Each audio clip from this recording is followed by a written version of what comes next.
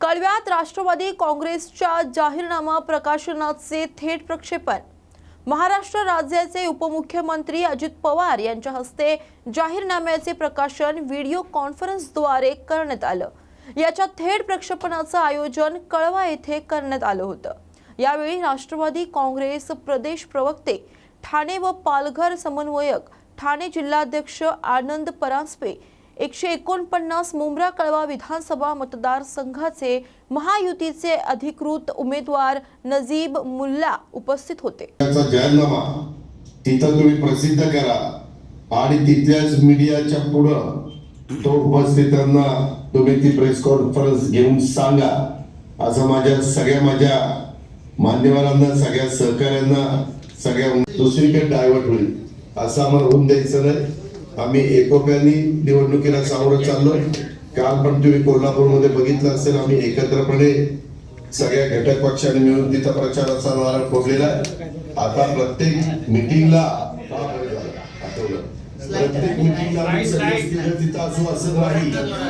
आता राहिलेल्या दिवसात सर्व पत्रकारांचे मनापासून स्वागत करतो। आत्ताच राष्ट्रवादी काँग्रेस पक्षाचे आमचे राष्ट्रीय अध्यक्ष माननीय अजितदादा पवार साहेबांनी बारामती विधानसभेमधील घोषणापत्राचं लोकार्पण केलं। त्याचप्रमाणे प्रांताध्यक्ष खासदार माननीय सुनील तटकरे साहेब यांनी मुंबई इथे पक्षाच्या घोषणापत्राचं अनावरण केलं। राष्ट्रवादी काँग्रेस पक्ष म्हणून महायुतीचा एक घटक पक्ष म्हणून राष्ट्रवादीची महाराष्ट्राच्या विकासातील आपला दृष्टिकोन पुढच्या 5 वर्षांमध्ये महाराष्ट्रामध्ये राष्ट्रवादी काँग्रेस पक्षाकडनं ज्या काही योजना राबवण्याचं स्वप्न ते या घोषणापत्रामध्ये आहे। 149 मुंब्रा कळवा विधानसभेमधनं महायुतीचे राष्ट्रवादी काँग्रेस पक्षाचे उमेदवार माननीय श्री नजीब मुल्ला यांच्या घोषणापत्राचा अनावरण आज महायुतीची टिपटॉप इथे मीटिंग आहे।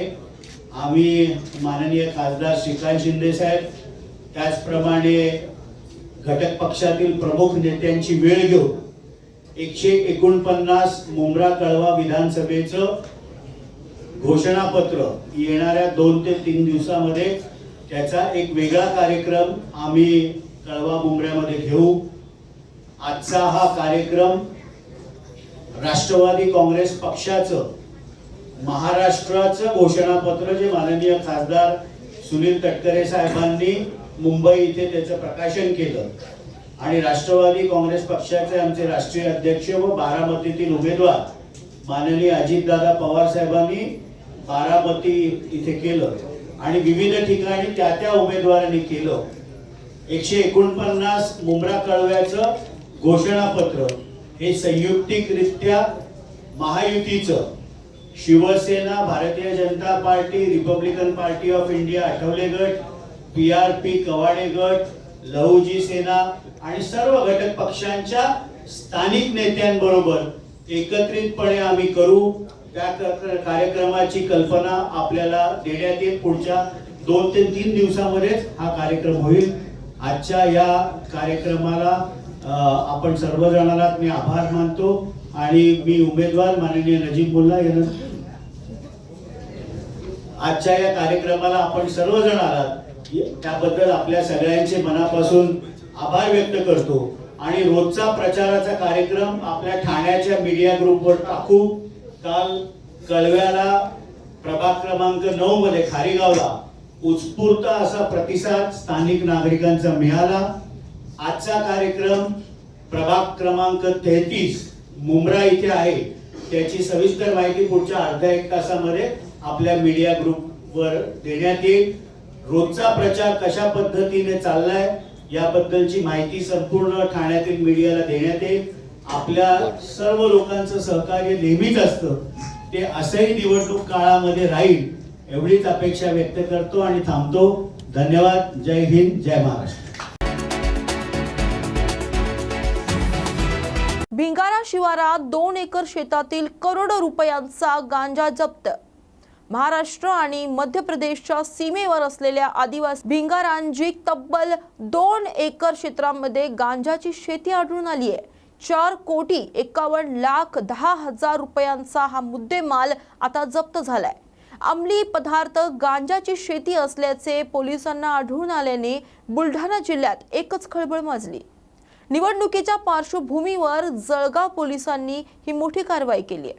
जळगाव जामोद पोलीस स्टेशनच्या हद्दीतील भिंगारा गावातील घनदाट जंगलात 5 किलोमीटर पायी चालत पोलिसांचे पथक पोहोचले. रात्री उशिरापर्यंत कारवाई सुरू होती. या कारवाईत 2 एकर शेतातील 45 क्विंटल गांजासह 51,10,000 रुपयांचा मुद्देमाल जप्त करण्यात आला. लाल हिरालाल मांगीलाल वास्कले आणि अनिल हिरालाल वास्कले या 2 आरोपी विरुद्ध गुन्हा दाखल करण्यात आल्याची माहिती बुलढाण्याचे जिल्हा पोलीस अधीक्षक विश्व पानसरे यांनी दिली आहे. सर्व पत्रकार बांधवांचं मी स्वागत करतो. आपण सगळे भेटलो कलेक्टर ऑफिसला. तुम्हाला सांगितलं की संध्याकाळी 6 वाजता मी तुम्हाला एक ब्रीफिंग देणार आहे. तर आमच्याकडे आता आज आमच्याकडे एक मोठी कारवाई झाली आहे. गांजाची आम्ही गांजा जप्त केला आहे. जळगाव जामोद पोलिसांच्या हद्दीमध्ये मध्य प्रदेश बॉर्डरला एक भिंगारा नावाचं गाव आहे. ते गाव अत्यंत डिफिकल्ट टेरेनमध्ये आहे, म्हणजे माउंटेनियस टेरेन आहे. त्याच्यामध्ये पहाड चढून जावं लागतं आणि पहाड उतरल्यावरती रोडपासून 5-7 किलोमीटर आतमध्ये गेल्यावरती अत्यंत रिमोट अशा ठिकाणी तिथे गांजाची लागवड केली होती. त्याची आम्हाला गुप्त बातमीवर आम्हाला माहिती मिळाली आणि तिथे आम्ही जाऊन तो सर्व गांजा आम्ही जप्त केला. त्यात 4,505 किलो इतका गांजा मिळाला आहे. त्याची बाजारभावाने किंमत आहे 4,51,11,000. म्हणजे गांजा ओला, गांजा सुकलेला आणि ते होंडा कंपनीचा एक इंजिन पंप, एक प्लास्टिक पाईप असं मिळून त्या मुद्देमालाची किंमत इतकी झालेली आहे. या मोहिमेबद्दल आणि या चांगल्या कारवाईबद्दल आपल्याला जास्तीत माहिती देतात PI श्रीकांत मिसळ. माहिती मिळाली भिंगारा शिवारामध्ये शेतामध्ये अवैधरित्या गांजाची लागवड विक्रीच्या संभव चालू आहे अशी गुप्त माहिती मिळाल्याबरोबर मी मान्य पोलीस अधीक्षक साहेब बुलढाणा, अपर पोलीस अधीक्षक साहेब खामगाव बुलढाणा आणि DSP साहेब यांना माहिती देऊन त्यांच्या मार्गदर्शनामध्ये पंच आणि पूर्ण सरकारी स्टाफ घेऊन घटनास्थळी गेलो असता तिथे भिंगारा शिवारामध्ये पिंपरीमध्ये जवळपास 2 एकर शेतामध्ये तुरीच्या शेतामध्ये अवैधरित्या गांजाची लागवड केलेली व विक्री करता संवर्धन केलेली शेती आढळून आली. गांजाची खात्री आम्ही तालुका कृषी अधिकारी त्यांनी केली. तसंच जो आपला स्वान होता आहे खंजारी त्याने पण इंडिकेट जिल्ह्याची समोर शेती गांजाची आहे. त्यानुसार तुमच्या समक्ष आम्ही सर्व शेती ते गांजाची जी आहे ती मुळासहित काढली आणि त्याचे जे झाड आहे ते 5 ते 7 फुटाचे झाडं होते. ते 10 झाडाचा बंच करून असे ते 225 बंच आम्ही प्रत्येकी 20 किलोचे तयार केले आणि त्याची किंमत 10,000 किलो लावली. तर एक 4,500 ग्राम गांजा तो किंमत लागली त्या फुलांची. आणि ते विकून आणि सुका गांजा होता तो एक 5 किलोचा तिथे मिळून आला. त्याच्यामध्ये ज्या गांजाच्या शेतीला ते मोटर पंप होतं ते पण आम्ही खर्च केला, पाहिजे केला. असं एकूण 4,51,11,000 मुद्देमाल आम्ही जप्त केला. त्याच्यामध्ये पोलिसांना कलम 20 त्यानुसार गुन्हा दाखल केला. त्याच्यामध्ये हिरालाल वास्कले म्हणून आहे त्या आरोपीला आम्ही अरेस्ट केलेली आहे आणि पुढील तपास सुरू आहे. किती किलोमीटर पायी गेले सर? मी भिंगारा गावापासून एक 5 किलोमीटर पायी आम्ही त्या शिवारामध्ये गेलो.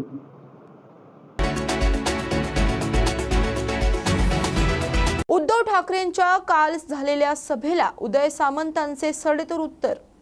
उद्धव ठाकरे यांनी रत्नागिरीत महाविकास आघाडीच्या प्रचाराला प्रारंभ केलाय. महाविकास आघाडीच्या उमेदवारांच्या प्रचारासाठी उद्धव ठाकरे 18 नोव्हेंबर पर्यंत 36 सभा घेणार आहेत. उद्धव ठाकरे यांच्या पहिल्या सभेनंतर लगेचच शिवसेनेचे नेते मंत्री उदय सामंत यांनी त्यांच्यावर जोरदार टीका केली आहे. रत्नागिरीत झालेली कालची उद्धव ठाकरेंची सभा कॉर्नर सभा होती असं त्यांनी म्हटलंय. मुख्यमंत्री असताना रिफायनरी बारसूमध्ये व्हावी यासाठी उद्धव ठाकरे यांनी केंद्राला पत्र दिलं. आता तेच उद्धव ठाकरे मी बारसू रिफायनरी रद्द करणार अशी भूमिका घेत आहेत. माझ्यावर त्यांनी टीका केली. तसंच उद्धव ठाकरे यांनी माझी वैयक्तिक बदनामी केल्याचा गंभीर आरोप उदय सामंत यांनी लगावलाय. नमस्कार. काल संध्याकाळी उभाठाचे पक्षप्रमुख माननीय उद्धवजींची सभा माझ्या विरुद्ध असलेल्या आयात केलेल्या उमेदवारासाठी रत्नागिरीमध्ये पार पडली. सभा हा मी चुकून शब्दप्रयोग केला, कॉर्नर सभा होती, कारण पोलिसांच्या रिपोर्टप्रमाणे 1500 खुर्च्या लावलेल्या होत्या आणि रत्नागिरीतली लोकं कमी आणि देवरुख संगमेश्वरची लोकं त्याच्यामध्ये जास्त होती. परंतु ठीक आहे, त्यांना ती सभा आवडली. पण या सभेमध्ये भाषण करत असताना पक्षप्रमुखांनी अनेक गोष्टीचा उहापोह केला, रिफायनरीचा उहापोह केला. मला एक आश्चर्य आहे की ज्या नेत्यानं मुख्यमंत्री असताना रिफायनरी बारसूमध्ये व्हावी असं पत्र केंद्र शासनाला लिहिलं आणि आज निवडणूक आल्यानंतर तीच बारसू रिफायनरी मी रद्द करणार आहे अशा पद्धतीची ते भूमिका घेतात. त्यांचे विद्यमान उमेदवार या रिफायनरीचं समर्थन करतात आणि त्यांचेच माजी खासदार या रिफायनरीला विरोध करतात. हे सगळं आकलनशक्तीच्या पलीकडचं आहे. परंतु मतदान आल्यानंतर पक्षाची भूमिका कशी बदलू शकते याचं मूर्तिमंत उदाहरण म्हणजे उभाठा आहे. माझ्यावर त्यांनी टीका केली, मी उद्योग आणले नाही म्हणून सांगितलं, अजून काही वैयक्तिक बदनामी करण्याचा प्रयत्न केला. मला असं वाटतं की अशा पद्धतीनं वैयक्तिक पातळीवर येऊन घाणेरड्या भाषेमध्ये बदनामीकारक बोलणं आणि ते एका पक्षाचे पक्षप्रमुख बोलतात, मला असं वाटतं की महाराष्ट्राची राजकीय संस्कृती नाही. हे मी माझ्या 25 वर्षाच्या राजकीय कारकिर्दीमध्ये पहिल्यांदाच बघतो. जसं रिफायनरीचं आहे तसंच माझ्याबद्दलचं आहे. जेव्हा मी शरद पवार साहेबांना सोडून त्यांच्याकडे गेलो, त्यांनी मला सांगितलं की तुमच्यासारखा राज्यमंत्री नाही, तुम्ही अतिशय चांगलं काम केलेलं आहे, तुम्ही महाराष्ट्रामध्ये चांगलं काम करू शकता, तुम्हाला पुढच्या 5 वर्षात मंत्री करतो. ते मंत्री केलं नाही ते सोडून द्या, पण त्याच्यानंतर उच्च व तंत्रशिक्षण विभागाचा मी मंत्री झालो, तेव्हा मी चांगला होतो. मुलांच्या परीक्षा रद्द केल्या त्यावेळी मी चांगला होतो. परंतु एकनाथ शिंदे साहेबांबरोबर गेल्यानंतर मी वाईट झालो. हे रिफायनरीसारखंच दुसरी भूमिका आहे. मग पहिली भूमिका वेगळी, दुसरी भूमिका वेगळी. आम्ही 2 भावांनी पैसे वाटले. आम्ही 2 भाऊ म्हणजे घराणेशाही चालवतोय. मला असं वाटतं की आपण काही गोष्टी विसरतो आणि त्या विसरू नये. म्हणूनच मला रत्नागिरीकरांना, कोकणातल्या जनतेला आणि महाराष्ट्राच्या जनतेला हे सांगायचं की आमच्यावर घराणेशाहीचा आरोप करताना स्वतः मुख्यमंत्री असताना स्वतःचे चिरंजीव पर्यावरण मंत्री होते, हे देखील लक्षात ठेवायला पाहिजे होतं. मला काय त्यांच्यावर टीका करायची नाही, त्यांच्यावर बोलायचं देखील नाही, कारण कदाचित आमच्यासारखे सर्वसामान्य 2 भाऊ आमदार होत आहेत हे कदाचित त्यांना दुःख असेल. आणि पैसा पैसा पैसा हे कुणी बोलावं, मला त्यांच्यावर टीका करायची नाही. टीका करून मला ते ज्या पद्धतीनं बोलतात त्या पद्धतीनं अजिबात बोलायचं नाही. परंतु एक मात्र मला नक्कीच धक्का होता की देशामध्ये अनेक पक्ष आहेत, देशामध्ये अनेक पक्ष असताना त्यांचे पक्षप्रमुख देखील आहेत. परंतु अशा पद्धतीचं एखाद्याच्या मतदारसंघामध्ये येऊन त्या मतदारसंघामध्ये इतक्या वाईट पद्धतीनं बोलणारे पक्षप्रमुख मी माझ्या 25 वर्षाच्या कारकिर्दीमध्ये पहिल्यांदा बघितलेले आहेत. परंतु शेवटी त्यांचा प्रश्न आहे. पण या रत्नागिरी संगमेश्वर मतदारसंघाचा एक इतिहास आहे. जी व्यक्ती, जो नेता माझ्यावर येऊन टोकाची टीका करतो, टोकाची बदनामी करतो, त्याच दिवशी माझी 10-15 हजार मतं वाढलेली असतात. आणि म्हणून मी कालच्या कॉर्नर सभेच्या निमित्तानं ज्यांनी माझ्यावर टीका केली त्यांना मनापासून धन्यवाद देतो की तुमच्या भाषणामुळं माझी 10-15 हजार मतं वाढलेली आहेत. माझं 10-15 हजारांना मताधिक्य वाढलेलं आहे. आणि म्हणून निष्ठावंतांना डावलून आयात उमेदवाराच्या प्रचाराला आलेल्या पक्षप्रमुखांना मी मनापासून धन्यवाद देतो की आपण जी माझ्यावर टीका केली, माझ्या कुटुंबावर टीका केली, त्याबद्दल मनापासून आपल्याला धन्यवाद. तुमच्या या टीकेमुळं तुमच्या उमेदवारापेक्षा जे मताधिक्य माझं होतं ते आता 15 हजारांना वाढलेलं आहे. अशाच पद्धतीची टीका करत राहा, म्हणजे नक्की तुमच्या मनात काय हे महाराष्ट्राच्या जनतेला कळेल. परंतु हे करत असताना एक विनंती देखील करतो की आपण ज्यावेळी भाषणं करतो, आपण ज्यावेळी लोकांशी संवाद साधतो, त्यावेळी ते लोक ऐकत असतात, बघत असतात, भावी पिढी देखील बघत असते. आणि म्हणून भावी पिढीला महाराष्ट्राच्या विकासात्मक गोष्टीमधल्या काही गोष्टी जर सांगितल्या असत्या तर मला असं वाटतं की 4-5 हजार मतं वाढायला मदत झाली असेल. परंतु शेवटी ही दुर्बुद्धी असते. त्याच्यामुळे जे कोण ब्रीफ करतात आजूबाजूला बसलेले त्याच्या पद्धतीनंच भाषण हे नेते मंडळी करत असतात. परंतु केलेल्या भाषणावर मला काहीच बोलायचं नाही. हे अनेक वर्ष मी ऐकतोय, अनेक वर्ष मी बघतोय. एकच त्याच्यातली महत्त्वाची गोष्ट आहे की आमच्या घरामध्ये कोणी खासदार आमदार नसल्यामुळं आणि आम्ही सर्वसामान्यातनं मोठं झाल्यामुळं कदाचित काही लोकांना पोटसूळ आहे. परंतु आपण आलात, माझ्यावर टीका केलीत आणि माझ्या मताधिक्यामध्ये 10 ते 15 हजारांना वाढ केली, त्याबद्दल आपल्याला मनपूर्वक धन्यवाद. केंद्रीय राज्यमंत्री रक्षा खडसे यांची पत्रकार परिषद. विधानसभा निवडणुकीच्या पार्श्वभूमीवर केंद्रीय राज्यमंत्री रक्षा खडसे यांची पत्रकार परिषद पार पडली. यावेळी त्या म्हणाल्या की 20 तारखेला विधानसभेची निवडणूक होतीये. उत्तर महाराष्ट्रात भाजपसाठी सध्या अनुकूल वातावरण राहिलंय. महिलांचा प्रतिसाद खूप चांगला मिळतोय. लाडकी बहीण योजनेला चांगला प्रतिसाद आहे. महिलांनी बचत गटाच्या योजनेच्या माध्यमातून अनेक व्यवसाय सुरू केलेत. सरकारने आणलेल्या अनेक योजनांचा लाभ महिला घेत आहेत. लोकसभेला फेक नरेटिव्ह सेट केला होता, पण असं झालं नाहीये. संजय राऊत असं म्हणताय की शिवरायांच्या मुद्द्यांचा चेष्टा फडणवीसांनी केली. शिंदे आणि फडणवीसांनी महाराष्ट्राचा स्वाभिमान शिवरायांचा स्वाभिमान भीतीमध्ये घालून ठेवला. तुम्ही सगळ्यांनी माझ्यापेक्षा तुम्ही सगळे लोक संजय राऊतच्या रोजच्या स्टेटमेंटशी तुम्ही जास्त परिचित आहे. मला असं वाटतं की संजय राऊत साहेब हे नेहमी काहीतरी आपण म्हणतो की विरुद्ध दिशेने स्टेटमेंट करायचं ह्या बाजूने ते नेहमी बोलत असतात. भारतीय जनता पार्टी असेल किंवा आमचे सगळे महायुतीचे जेवढे नेते असतील, आमचे सगळे कार्यकर्ते असतील, पदाधिकारी असतील आणि महाराष्ट्रातला प्रत्येक नागरिक हा छत्रपती शिवाजी महाराजांना आपलं दैवत मानतो आणि तो नेहमी तो राहीलच. तो मान सन्मान महाराजांना प्रत्येक आपल्या देशातला महाराष्ट्रातला व्यक्ती हा देतच आलेला आहे. त्याबद्दल मला असं वाटतं की त्यांच्यावर राजकारण न केलेलं कधीही बरं. तर महाराष्ट्रामध्ये महायुतीला कितपत यश मिळेल असं खास करून भाजप? मी तेच सांगेन की भाजप आणि महायुती, आज आम्ही महायुती म्हणून लढतो आहे. उत्तर महाराष्ट्रामध्ये आपण बघितलं असेल की आधीपासून उत्तर महाराष्ट्र हा भारतीय जनता पार्टीचा बालकिल्ला राहिलेला आहे आणि यावेळेस सुद्धा खूप चांगला रिस्पॉन्स सगळीकडे बघायला मिळतोय. तर मला पूर्ण खात्री आहे की उत्तर महाराष्ट्रामध्ये जास्तीत जास्त जागा ह्या महायुती म्हणून आमच्या जास्त निवडून येतील. एक मिनिट ताईंचं 2 मिनिटात तुम्हाला व्यक्त करतो. नाही तेच मुद्दे घेतले ना. भाजपचा विकास, भाजप केंद्रामध्ये विकास करते, महाराष्ट्रातही विकास करते. आपण भाजपमध्ये केंद्रीय राज्यमंत्री म्हणून कार्यरत, परंतु आपले जे पिताश्री आहेत, पिताश्रींना भाजपमध्ये आणण्यासाठी आपण कमी पडला असं आपल्याला वाटतं. हे बघा, मी याच्यावर हे स्टेटमेंट हेच सांगेल की बाबा की नाथाभाऊ आधी भारतीय जनता पार्टीचे नेते होते. त्यांनी त्यांच्या व्यक्तिगत कारणामुळे त्यांनी एनसीपी मध्ये प्रवेश केला. जेव्हा लोकसभेचं इलेक्शन होतं त्यांनी पुढाकार घेऊन म्हणजे स्वतः पुढे येऊन त्यांनी तो निर्णय घेतला की मला पाठिंबा द्यायचा आहे आणि त्यांनी त्या पद्धतीने काम सुद्धा केलं. पण आता शेवटी ते वरिष्ठ आहे आणि मी एक भारतीय जनता पार्टीची कार्यकर्ता आहे. शेवटी वरिष्ठांचा निर्णय आणि नाथाभाऊंचा स्वतःचा व्यक्तिगत निर्णय या सगळ्या गोष्टींवर होता, म्हणून त्यांनी त्या पद्धतीने तो निर्णय घेतलेला.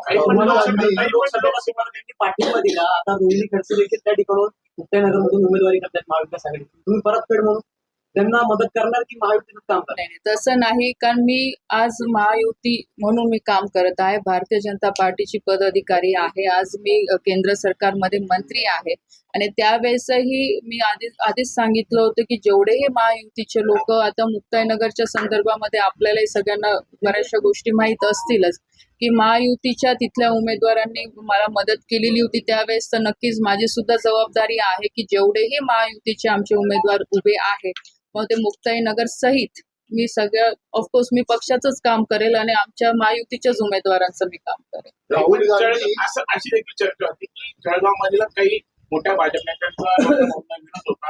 लोकसभेत त्यांचा प्रवेश निश्चित झाला होता. दिल्लीत त्या चर्चा देखील झाली. मला असं वाटतं की हा प्रश्न तुम्ही नाथाभाऊंना विचारलं तर चांगलं उत्तर याच्यावर देऊ शकता. राहुल गांधी शहरी नक्षलवाद्यांच्याकडून घेरले गेलेत असं आरोप आज भाजपकडून मोठ्या प्रमाणात होतोय. राहुल गांधी आज महाराष्ट्रामध्ये आहे. आपलं काय निरीक्षण आहे केंद्रीय मंत्री? बघा, राहुल गांधींच्या संदर्भात मी एवढंच सांगेल की आपण नेहमी त्यांचे स्टेटमेंट बघितले असतील किंवा त्यांची वागणूक बघितली असेल आणि ते जे बोलतात ते कधी आतापर्यंत झालेलं नाही. त्यांनी लोकसभेच्या इलेक्शनमध्ये सुद्धा एक खोटं आश्वासन महिलांच्या बाबतीत खास करून दिलं होतं की आम्हाला जर तुम्ही निवडून दिलं तर आम्ही 1,00,000 रुपये तुम्हाला देणार, आणि तशा पद्धतीचं त्यांनी त्यांच्या जाहीरनाम्यामध्ये पण लिहिलं होतं. तसं त्यांनी भाषणामध्ये पण डिक्लेअर केलं. पण जेव्हा इलेक्शन झाल्यानंतर बऱ्याच वेळा त्यांना महिलांनी सुद्धा ह्या संदर्भामध्ये घेरलं, विचारलं, पण ते एकही उत्तर देऊ शकले नाही. आणि ज्या पद्धतीने ते स्टेटमेंट करतात, तर मला असं वाटतं कुठेतरी ते कमी पडतात किंवा अपूर्ण माहिती घेऊन सगळ्या गोष्टींवर ते नेहमी बोलत असतात. तुम्ही रोहिणी खडसेंना सपोर्ट करणार का? नाही करणार, ऑफकोर्स, कारण त्या राष्ट्रवादीच्या आहे, मी आज भाजपची आहे. आमचे महायुतीचे उमेदवार आज मुक्ताईनगर विधानसभेमधनं निवडणूक लढवत आहे, तर महायुतीच्याच उमेदवाराला मी सपोर्ट करतो. परंतु नाथाभाऊ राष्ट्रवादीत असताना देखील त्यांनी तुम्हाला पाठिंबा दिला. नाही, मी तेव्हा तेच सांगितलं तुम्हाला की नाथाभाऊंनी समोर येऊन पाठिंबा दिला होता. त्यांनी काय असं लपून छपून काही पाठिंबा मला दिला नव्हता, आणि हे सगळ्यांना माहित होतं, महाराष्ट्राला माहित होतं, देशातल्या सगळ्या नेत्यांना माहित होतं. पण माझी परिस्थिती तशी नाहीये, मी महायुतीच्याच उमेदवारांचा प्रचार करतो. एकीकडे तुम्ही लाडकी बहीणसाठी योजनेचा आपण वाढवत आहे, 1500 वरून 2100 रुपये करताय, आणि काल वंचित आघाडीकडून घोषित जे करण्यात आले आहे म्हणजे 3,500 रुपये दर महिन्याला आम्ही देणार आहे आणि 200 युनिट वीज फ्री देणार आहे. मला या संदर्भात असं वाटतं की बघा, जे आपण प्रत्यक्षामध्ये करू शकतो तेच बोललं पाहिजे. खोटे आश्वासन देऊन काही उपयोग नसतो, आणि खास करून महिलाच्या बाबतीमध्ये तर तसं होता कामा नाही. कारण की मी पण आज एक महिला आहे. ठीक आहे, तुम्ही रक्कम किती दिली त्याचं म्हणजे आज 1500 रुपये आज आमचं महायुती सरकार देऊ शकतोय, तर आज आम्ही जे बोललो ते करतोय. जर आज आमच्या मुख्यमंत्र्यांनी सांगितलेलं की आम्ही 1500वरनं 2100वर ते घेऊन जाणार, तर डेफिनेटली आम्ही 2100वर घेऊन जाणार. पण जे करू शकणार आहे तेच बोललेलं व्हॅलिड कधी पण राहील, आणि त्याच्यावरच जनता पण विश्वास करते. केंद्रीय क्रीडा राज्यमंत्री म्हणून काम करत आहात. उत्तर महाराष्ट्रासाठी काही वेगळं प्रोजेक्ट आणण्याचा आपला काही मानस आहे का? हे बघा, मी आधी सुद्धा सांगितलं की क्रीडा हे जे डिपार्टमेंट आहे, स्पोर्ट्स डिपार्टमेंट, हे हा राज्याचा विषय आहे. केंद्र सरकार याच्यामध्ये पॉलिसी बनवायचं काम करत असते, जे आम्ही आता नवीन पॉलिसी ह्या येणाऱ्या अधिवेशनमध्ये आम्ही आणणार आहे. आणि जे इन्फ्रास्ट्रक्चर राज्यातलं जे उभं करायचं असतं हे राज्य करत असतं, पण त्याला आम्ही सपोर्ट केंद्र सरकार आम्ही करत असतो. आणि आता महाराष्ट्र गव्हर्नमेंट सुद्धा, म्हणजे आता जे आमचं महायुतीचं सरकार होतं, त्यांनी सुद्धा आता स्पोर्ट्समध्ये इन्फ्रास्ट्रक्चर डेव्हलपमेंटसाठी खूप मोठ्या प्रमाणामध्ये इनिशिएटिव्ह घेतलेला आहे. जसे केंद्र सरकारचे साहीचे इन्स्टिट्यूट आहे की ज्यामध्ये प्लेअरला पूर्णपणे डेव्हलप केलं जातं, कोचेस पाहिजे, म्हणजे ज्या लेवलचे पाहिजे त्या लेवलचे कोचेसची फॅसिलिटी तिथे उपलब्ध करून देण्यात येते. न्यूट्रिशनवर खूप जास्त प्रमाणात लक्ष देण्यात येतं.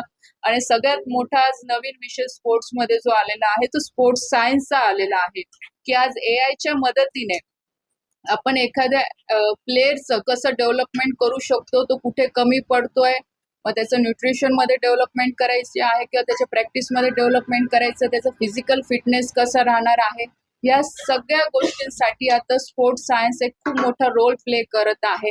तर त्या अनुषंगाने सुद्धा आता महाराष्ट्र सरकार, म्हणजे महायुतीचं सरकारने सुद्धा पुढाकार घेऊन तशा पद्धतीचं आता इन्फ्रास्ट्रक्चर आपल्या राज्यांमध्ये सुद्धा करायसाठी आता प्रपोजल पुढे ठेवलेलं आहे. आणि बऱ्याचशा ठिकाणी आता जसं जळगावचं 200 कोटीचं आहे त्याचं सुद्धा टेंडरिंग होत आहे, पुण्याला करत आहे. तर अशा बऱ्याच ठिकाणी आता तसे सेंटर उभे करण्यात येत आहे की जे केंद्राच्या मदतीने इन्स्टिट्यूट उभे राहतील, की जेणेकरून जास्तीत जास्त खेळाडू इथे चांगल्या पद्धतीने डेव्हलप होतील आणि त्यांना योग्य पद्धतीने तिथे मार्गदर्शन मिळेल, चांगले कोचेस त्यांना उपलब्ध होतील. म्हणून ह्या पद्धतीने आम्ही राज्याला सोबत घेऊन आम्ही काम करतोय. अनेक समस्या आहेत, त्याला काय आपण भेट दिली नाही, त्या बोलणार असं आपण काही करणार आहे. नाशिकच्या खूप मोठ्या समस्या आदिवासी खेळाडू, मागच्या जेव्हा मी सांगितलं, जेव्हा पक्षाच्या कार्यकर्त्यांच्या आमचे जे दौरे होते, म्हणजे मागच्या 1.5 महिना आधी जेव्हा मी आली तेव्हा मी इथल्या क्रीडा संकुलला पण भेट दिली होती. तिथल्या समस्या काय आहेत त्याही बघितल्या मी, आणि खास करून इथे एक NGOच्या माध्यमातून ट्रायबल मुलींसाठी पण इथे खूप चांगलं खेळ राबवताय आणि ते खूप चांगल्या पद्धतीने करतायत. तर आता आम्ही त्यांना खेलो इंडियाच्या माध्यमातून एक कोच सुद्धा इथं अलॉट करतो आहे. आणि इथल्या स्टेडियमच्या संदर्भात ऑलरेडी आम्ही सगळी माहिती राज्य सरकारला पण सांगितलेलं आहे की इथलं मेंटेनन्स आहे, इथलं स्टेडियम किंवा इथल्या ज्या काही फॅसिलिटी आहे त्या अजून कशा चांगल्या करता येतील याच्यासाठी पूर्णपणे आम्ही प्रपोजल तयार करतोय. आणि त्यामध्ये केंद्र सरकार पण कशा पद्धतीने मदत करू शकतो ह्या सगळ्या गोष्टींवर प्रोजेक्ट रिपोर्ट पूर्ण तयार होतो आणि त्या अनुषंगाने आम्ही काम करतोच आहे. कारण की आजच आपण बघितलं असेल की 2036 साठी आता ऑलिम्पिकचं बीड आपण इंडिया म्हणून आपण करतो आहे आणि आशा आहे की आपल्याला ते बीड मिळेल सुद्धा. आणि 2036ला जर ऑलिम्पिक आपल्या इंडियामध्ये घ्यायच्या असतील तर तशा पद्धतीचं इन्फ्रास्ट्रक्चर आपल्याला संपूर्ण देशभरामध्ये राज्य सरकारच्या मदतीने करणं अत्यंत गरजेचं आहे. आणि म्हणून आता स्पोर्ट्स मिनिस्ट्रीच्या माध्यमातून, कारण स्पोर्ट्स हा राज्याचा स्पेसिफिक विषय आहे, पण केंद्र सरकार राज्याच्या मदतीने पूर्णपणे प्रयत्न करतोय की इथले राज्याचे ॲथलीट्स असतील, कोचेस असतील, इन्फ्रास्ट्रक्चर असेल, हे सगळं कसं याला एक मजबूत करता येईल की जेणेकरून येणाऱ्या काळामध्ये ह्या सगळ्या गोष्टींचा फायदा इथल्या आपल्या मुलांना सुद्धा होऊ शकतो. त्याच्यावर ऑलरेडी आम्ही काम सुरू केलेलं आहे. काही तुम्ही उत्तर महाराष्ट्राचे प्रमुख नेते आहात. आपण जर 2 एपी फॉर्म हे देवालीमध्ये देण्यात आलेले आहे. शिवसेना शिंदे गट, अजित पवार गट आमने सामने आलेले. यावरती भाजपची भूमिका काय आहे? ते उमेदवार कोण? या संदर्भात आमचे प्रदेश अध्यक्षांनी ऑलरेडी निर्णय घेतलेला आहे आणि मला असं वाटतं की पक्षश्रेष्ठी या संदर्भात सविस्तर माहिती देतील. मोदींची सभा होती परवा, काय अपेक्षा आहे, काय वाटतंय की कितपत फायदा मोदींच्या सभेत होतो महाराष्ट्रात? मोदीजी नक्कीच आमचे नेते आहे, या देशाचे प्रधानमंत्री आहे. आपण बघू शकतात की मोदीजींनी मागच्या 10 वर्षामध्ये जे काही काम देशासाठी केलं आणि महाराष्ट्रासाठी त्यांनी नेहमी प्रयत्न केलेले आहे की महाराष्ट्रामध्ये जास्तीत जास्त विकास कामं कशी येतील आणि असे अनेक प्रोजेक्ट आपल्या महाराष्ट्रामध्ये पण केंद्र सरकारच्या मदतीने इथं उभे झालेले आहे. नक्कीच मोदीजींच्या सभेचा आम्हाला फायदा होणारच, कारण की आज शेवटी ते भारतीय जनता पार्टीचे आज मोठे नेते आहे, आज या देशाचे प्रधानमंत्री आहे, म्हणून त्याचा फायदा नक्कीच आम्हाला होईल. तुम्ही म्हणताय तर महाराष्ट्रात भाजपसाठी आता आरोग्य वातावरण झालं आहे. आपण जर बघितलं लोकसभेला तर या ठिकाणी मोठ्या प्रमाणात थट्टवेतला बसतात.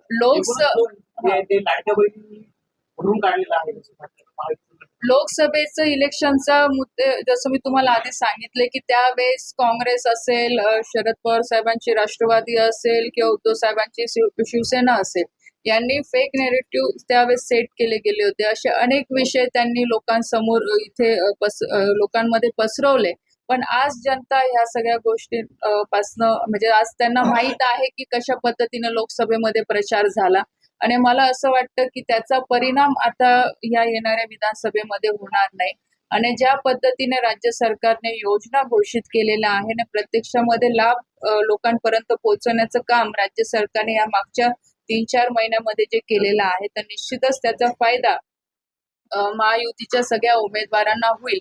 आणि परत महायुतीचं सरकार आल्यानंतर त्या योजना पुढे भविष्यात सुद्धा कंटिन्यू राहतील याची गॅरंटी आज आम्ही सगळे महायुतीचे सगळे आम्ही पदाधिकारी असो, नेते असो, आम्ही सगळ्यांनी ती जबाबदारी घेतलेली आहे. मध्ये बरीचशी चर्चा काँग्रेसकडनं ही सुद्धा सुरू झाली होती की आता इलेक्शन आहे म्हणून योजना सुरू करण्यात आलेली आहे, इलेक्शन झाल्यानंतर ही बंद पडेल. मध्य प्रदेशचं सुद्धा त्यांनी उदाहरण दिलं होतं की मध्य प्रदेशमध्ये ही योजना बंद झाली, पण आजही आपण मध्य प्रदेशमध्ये जाऊन बघितलं ती योजना तिथे सुरू आहे. आता त्यांना सुद्धा असं 2100-2200 रुपये वाटतं जे माझी माहिती आहे त्यांना ते मिळत आहे. म्हणून महाराष्ट्रामध्ये ज्याही काही योजना व्यक्तिगत लाभाच्या ज्या सुरू केलेल्या आहेत त्या कुठेही बंद होणार नाही. आज महाराष्ट्र एक विकासाच्या दिशेने वाटचाल करू लागलेला आहे. आज आपण इन्फ्रास्ट्रक्चर बघू शकतात की इन्फ्रास्ट्रक्चर आज महाराष्ट्रातलं मजबूत झालेलं आहे. आणि जेव्हाही ग्रामीण भागामध्ये आम्ही सुरुवातीपासून फिरतो तर बऱ्याच लोकांची अशी अपेक्षा सुद्धा राहायची की ठीक आहे गावाचा तर विकास होतोय पण आम्हाला व्यक्तिगत काय फायदा, आम्हाला काय फायदा त्याच्यातनं मिळणार. आणि आज आपण बघू शकतात की महायुतीच्या सरकारच्या माध्यमातून व्यक्तिगत लाभाच्या योजना सुद्धा या जनतेपर्यंत पोहोचू लागलेल्या आहेत. आणि आज जनता या योजनेपासून समाधानी आहे तर निश्चितच या योजनाचा फायदा आम्हाला होईल. अशाच बातम्यांसाठी पाहत रहा न्यूज मराठी 24/7. नवा भारत, नवा विचार.